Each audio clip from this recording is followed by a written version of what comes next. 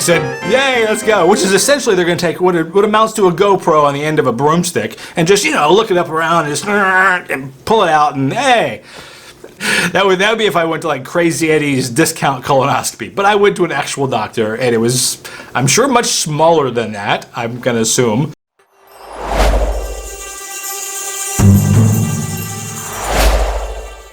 Hey, welcome back to the Happy Trekkers channel. My name is Mike, and today I am going to do a little bit of a different video. Something that I wasn't necessarily expecting to do, but tomorrow is kind of a big day, and I'll explain that for just a minute here, in just a minute. But let me give you a little bit of backstory. So in October of 2020, we decided, okay, we're going to take a trip to Mexico for a month, anticipating actually even moving there. That's what we thought. 2 days before we traveled to Mexico, my wife had a routine and her very first colonoscopy. That same day, they found what they decided ultimately was cancer. Okay. That put the brakes on pretty much everything. We actually did go to Mexico for a month because the doctor said, look, it's going to take us a week or two to get the labs back, and it's going to take another 2 weeks after that to schedule anything. Go to Mexico, enjoy it, quite frankly, because you're going to have to go through a lot of effort, and we did. We got back from Mexico, and about 3 days later, she went to the doctor, and she started her first set of doctors and surgeons, all this sort of thing. Ultimately, 4 months or so of chemo, another couple months of radiation, daily radiation, not feeling well for months on end, and then last month, she finally had surgery. It's been a very long, very rough year, and it's also meant that we did not get to travel. So I'm bringing this up because 24 hours from now, I am going to have my colonoscopy. I do not look forward to that. Nobody looks forward to that, but you know what? We're not children. We're grown adults. We need to do what is best for ourselves and our health and our family. I can guarantee you, someone watching this video right now has been told they need a colonoscopy and they haven't gotten it yet because it's embarrassing, because it sounds gross, because it seems too personal. To hell with all that. Just do it. Just do it. Just do it. So, I hope you enjoy the rest of this video. I don't know that I will, but maybe you'll find some humor in my discomfort, and that's okay. All right, so I am headed to get my first COVID test. I have to get the test before I can do the colonoscopy. So this is a pretty simple thing. Everyone should not fear this by any means. I've been with my wife 3 or 4 times and she's gotten it, and it's simple. It's probably not pleasant, but it's not traumatic. So yeah. So here we go. So this is step 1 in my colonoscopy journey, shall we say. You have arrived at your destination. The route guidance is now finished. All right, so I am pulling up at my hospital. This is a drive-through. I mean, you really can't make it more convenient than this. I'm going to drive through. They are going to take my information, and that's it. And can your car and park right here? Yeah, that's saliva. Okay, so I'll swab the back of your mouth first. So after this, it's okay. It's like kind I have the worst gag reflex. And then we'll do your nostrils. So look straight this way, actually. And then I'm going to go in from this side, okay? Just, 4, 5, 6, 7, 8, 9, and 10. Right? You are all done. Okay. Your provider will have your results within 24 hours, okay? Okay. And you can also look at it if you want to look at it. Are you all set? All right, thanks a lot. Have a good day. That was it. I mean, yeah, it's a little ticklish, if that's the best word. But that was it. That was, that was simple. Like I said, it feels a little weird because it's up your nose. Now, what I forgot is it did say saliva test, and that meant they could have just done like a cheek, I guess. But I drank some iced tea on the way here because I drink iced tea constantly because I'm from Florida. And that might screw up the test, so they had to do the nose. But I was mentally prepared for the nose anyways, so no big deal. And it actually turns out better because you get to see how simple that test was. So that's it. Easy peasy. One step down. All right, so here we go. First thing I have to do is go fill this up. This is, I think it's a gallon. I'm assuming it's a gallon of Gavolite C. And it comes with a lemon flavor that I can add to it because disgusting but lemony is supposedly good. So I'm gonna go fill this up. Now they do say it's better cold, which I imagine is probably true. I'm gonna fill it up, taste it first, then suffer through whatever and put the rest in the fridge or freezer probably to get it ice cold so I can start to drink it, drink more of it. All right.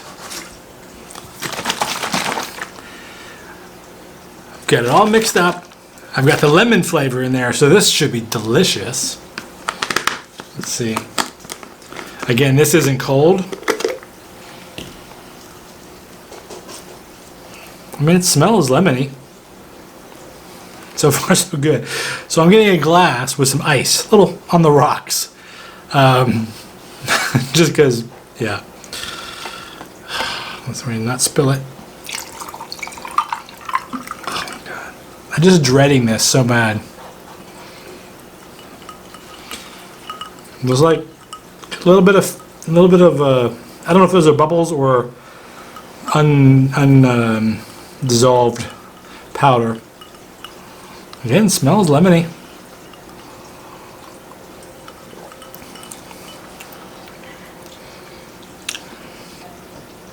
It's not good. It's actually not terrible though. That's actually not terrible.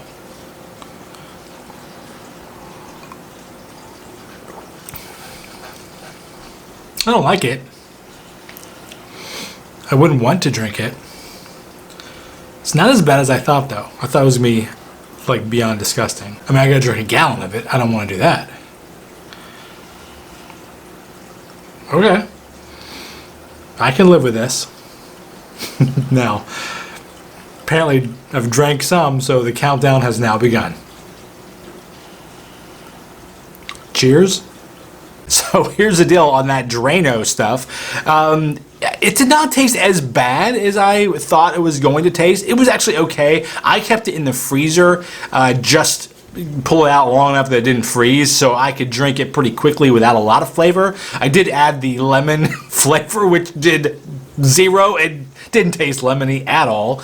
And I would just literally chug down a glass. You're supposed to do 8 ounces every 10 to 15 minutes. I would chug it down and forget it.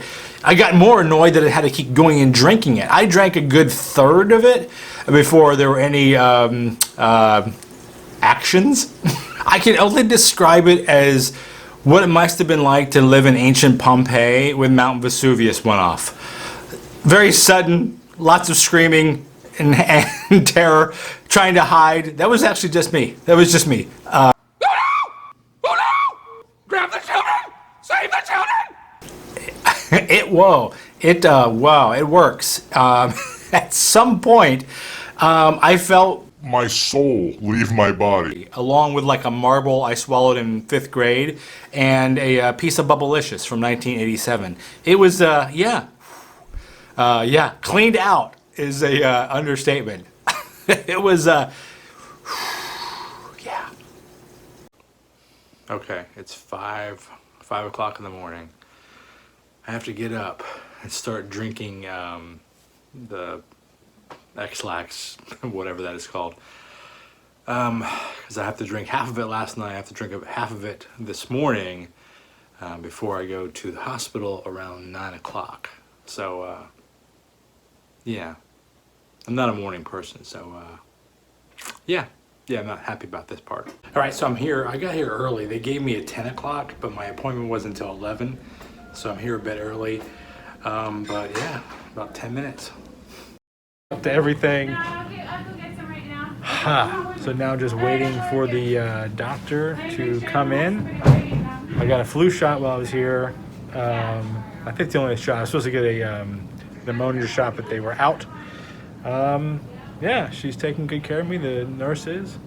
I'm hooked up to all kinds of stuff. Yeah, so far so good. Again, don't put this off. It's not that big a deal. So see you on the other side. Hey, welcome back. So it is Saturday morning. It's about 10:30 now, and I had my colonoscopy yesterday at around 11:30. So it's been 23 hours, and everything went 100% fine. Exactly how I expected, and exactly how, for the most part, you should expect it to go. By and large, nothing happens as a result of the colonoscopy. You go in, they check it out, they make sure nothing's there. That's good. I don't have to go back for 10 years, barring obviously some sort of major problem, but the expectation is I don't have to be checked out for another 10 years. I'm good with that. So let me break down what happened to allay any sort of fears and maybe give you some information. Okay, so you saw earlier I was hooked up to all this machinery and monitors and that sort of thing. So there's a lot of things going on. Obviously they're checking your heart and your blood pressure, they're checking your oxygen levels, all these sort of things. And it's because someone's going to put you to sleep. Now they call it twilight, and the guy explained to me, the nurse, or maybe he's a doctor, I don't know, explained to me the difference between being sedated and being twilight. I still don't know the difference. I was out. So they wheel me into the operating room. Again, there's like a crowd of people there. And I say a crowd, it's like 4 or 5 people. I mean, I was an actor. I did stand up. I like a crowd. I like a people applause. You know, yay, Mike, go, you're so great. Didn't particularly need a crowd at this procedure, but okay, it was there. They were there. They all seemed friendly and qualified. That's also where I met the doctor. Her name was Dr. Schneider. And the reason I say her name is because I'm a guy, 51-year-old male. This was a female doctor. The only reason I actually bring it up is because I want to bring it up on this video so that if you're a guy and your doctor's a woman, I can tell you, get the hell over it. Who cares? Your wife, your mom, your daughter has been going to doctors all their lives, and I bet a lot of them have been male, and they've been poked and prodded by male doctors in places they didn't want to be poked and prodded by, and that's okay. They're medical professionals, as was she. I presume. She has a job there as a doctor. I'm assuming she went to doctor school. That's all I cared about. I want to make sure she's qualified. Her gender had zero factor in my decision to go or not go. So let's get that out of the way. They put me asleep. Now I say they put me asleep. The only reason I know they put me asleep is because I remember waking up. I don't remember being told I was going to go to sleep. I don't remember them saying, okay, here comes the drugs, or count from 10 to 1. None of that. I remember waking up and them saying, you're done, and me thinking, How am I done? When did I start? at that point, I have almost no memory of the next 2 hours.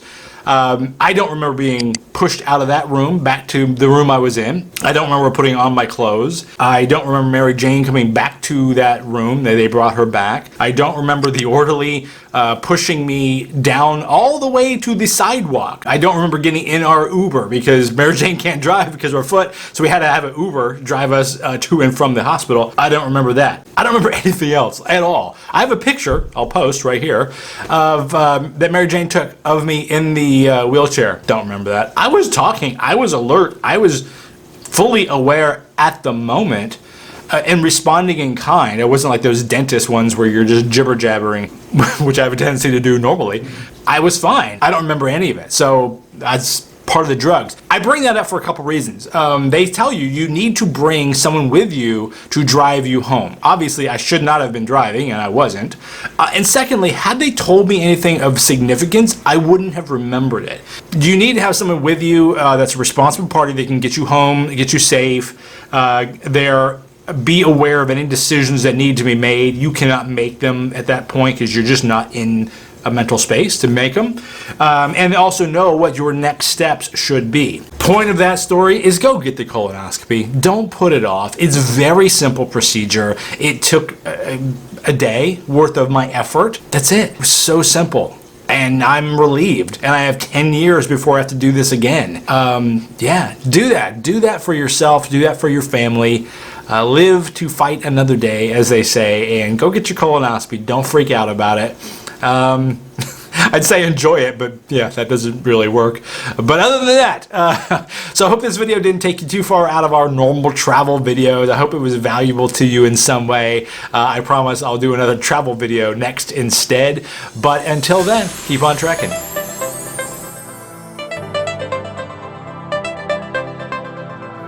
Thanks everyone for watching my videos. Be sure to like, subscribe, and ring the bell to get notifications of new videos when they're available.